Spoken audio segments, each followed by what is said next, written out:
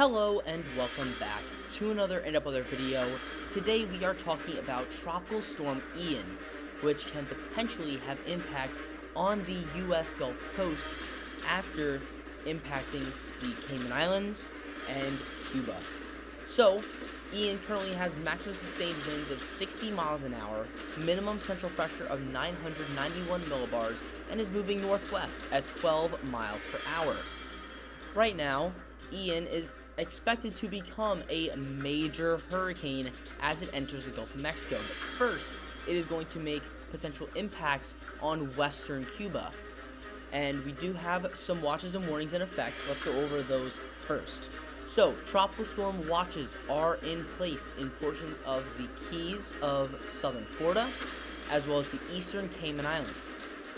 There are tropical storm warnings in effect for areas of north and west Cuba, including Havana, and hurricane warnings are in effect for the western Cayman Islands and western Cuba. So let's take a look here at our arrival time of winds with wind speed probabilities turned on. And you can see that there's a 100% chance of tropical storm force winds to impact western Cuba. Now, as we get closer to the United States, things get a little bit more complicated, as our cone here shows levels of uncertainty. After about 3 days, the levels of uncertainty become a little bit higher. And right now we're kind of in that point where we're in a little bit of an uncertain time period for the impacts on Florida.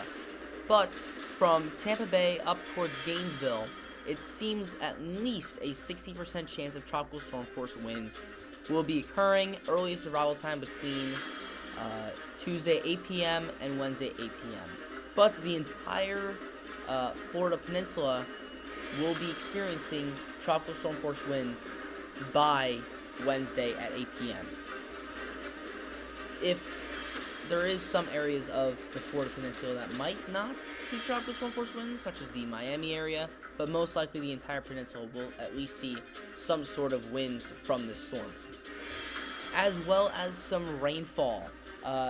Right now, this is just from now until September 28th, and right now, it seems like the entire Florida Peninsula will receive at least 2 inches of rainfall, if not 4 to 6, with some areas around Key West potentially getting 6 to 10 inches of rainfall, which leads the Weather Prediction Center to give a 15% chance of exceeding flash flood guidance to southern Florida, including Key West, Miami, and Tampa, and 5% chance of exceeding flash flood guidance to central Florida, including Orlando. Peak surge at the moment is looking at least 1 to 3 feet in the Keys of Florida and the very southern Florida Peninsula. But again, as we get closer to the time period that we're looking at for landfall, that will definitely go up. So look for a video later this week about the potential impacts on Florida and the landfall. But Ian is expected to produce heavy rainfall, flash flooding, and possible mudslides in areas of higher terrain, particularly in Jamaica and Cuba. Flash and urban flooding is possible when rainfall across the Florida Keys and the Florida Peninsula through the middle of the week. Additional flooding on rivers across northern Florida and parts of the southeast U.S. cannot be ruled out later this week. Life-threatening storm surge and hurricane-force winds are expected in portions of western Cuba beginning late Monday, and Ian is forecast to be at or near major hurricane strength when it is near western Cuba. Efforts to protect life and property should be rushed to completion. Ian is expected to be a major hurricane in the eastern Gulf of Mexico during the middle of this week, but uncertainty in the track and intensity forecasts remain higher than usual. Regardless of Ian's exact track and intensity, there is a risk of dangerous storm surge, hurricane-force winds, and heavy rainfall along the west coast of Florida and the Florida Panhandle by the middle of this week, and residents in Florida should ensure they have their hurricane plan in place, follow any advice given to them by local officials, and closely monitor updates to this forecast. Again, uncertainty and track is a little bit up in the air at the moment, so definitely keep looking at the forecast for your area for this storm. Here is Ian on the satellite imagery. You can definitely see some convection starting in the center of the storm. Those thunderstorms are really popping up, and that will help this storm strengthen as it moves towards western Cuba. So we're starting to see the rapid strengthening of this system start now. And here are our 3 different tracks for this storm. There's track number 1, the western track, that will hit near Tallahassee, Florida. You have track number 2, which will hit near the Big Bend of Florida, and track number 3, which will hit near Tampa Bay, Florida. The GEFS is taking that western track, having the storm make landfall near Tallahassee. The GEPS is taking that middle track, having the storm make landfall on the Big Bend. And the European model is showing that third track, having the storm make landfall just south of Tampa Bay. Our intensity guidance, there are 2 different paths for the storm. Either no strengthening occurs at all, and the storm just remains a tropical storm, which is very unlikely at this point, or the storm makes it to major hurricane status. Now, depending on just which spaghetti strand, as I like to call them, you look at, the storm will either be a strong Category 3 or a low-end Category 4, with some models predicting even up to a mid to high-end Category 4 storm. The HWRF hurricane model is showing the storm hitting western Cuba here at a very strong Category 1 or 2 storm, and moving out into the Gulf of Mexico, where it will undergo rapid intensification before reaching its peak just past its landfall with Cuba at 937 millibars and at winds of about 110 knots, so about major hurricane strength, Category 3. Before starting to weaken as it heads up into the northern Gulf of Mexico, making landfall in the Tallahassee region of Florida, in the Florida Panhandle, with maximum sustained winds of around 45 miles per hour.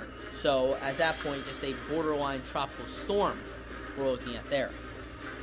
The HMON model is showing a little bit different of a track, having the storm go just to the west of Cuba and at wind speeds of 115 knots, so at least a Category 3 hurricane. And as it starts to move up towards Florida, it peaks out here at around 925 millibars, and that is at a 130 knot winds, so at least a Category 4 storm. And as the storm makes it closer to Florida, it does weaken considerably, and as the storm is making landfall here, right there, we have wind speeds of about 47 knots, so about 50 miles per hour, so making landfall as a tropical storm. Now, the GFS and the European model are showing 2 separate tracks. The European model is showing that Tampa track, as you can see right here, making landfall in Tampa. And the GFS is showing a landfall either in the Big Bend or near Tallahassee. And you can see that the GFS is a lot more bullish on this storm, whereas the European model is a little bit more bearish on this storm. The European model doesn't have the storm getting as strong, but making landfall as a fairly significant, let's actually zoom in here, to Florida itself. A very significant Category 2 or 3 storm.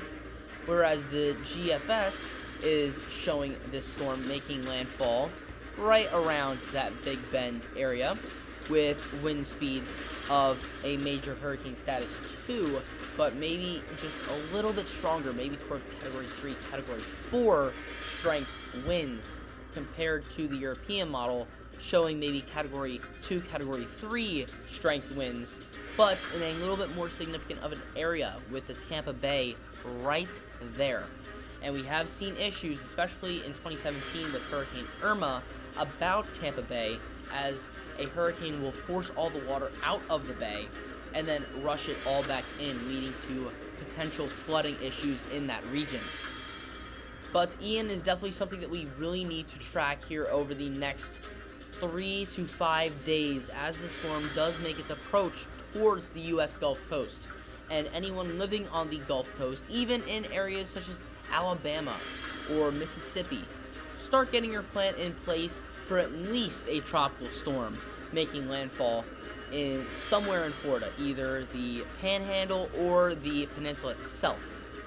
And after that happens, that's really where uncertainty starts to make a play, because we really don't know what's going to happen after the storm makes landfall, since there's definitely a lot of factors at play here. The GFS has the storm going straight to the north up towards Virginia as it's weakening and moving off the coast, whereas the European model is showing this storm moving up very slowly to the north and a little bit further inland before becoming just a low pressure system moving through areas of the northeast and the mid-Atlantic.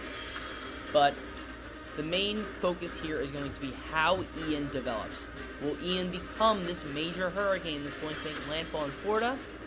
Is it going to devolve back into a tropical storm, or maybe just a low-end hurricane? That's where this uncertainty is going to really play its cards. So stay tuned here by subscribing and hitting the bell for another update later this week on the actual landfall timing of this storm and how those impacts will be felt in specific communities once we have a little bit more knowledge about how this system's landfall is going to play out in Florida. But that is all the information I have for today. Thank you guys for watching, and I'll see you guys next time.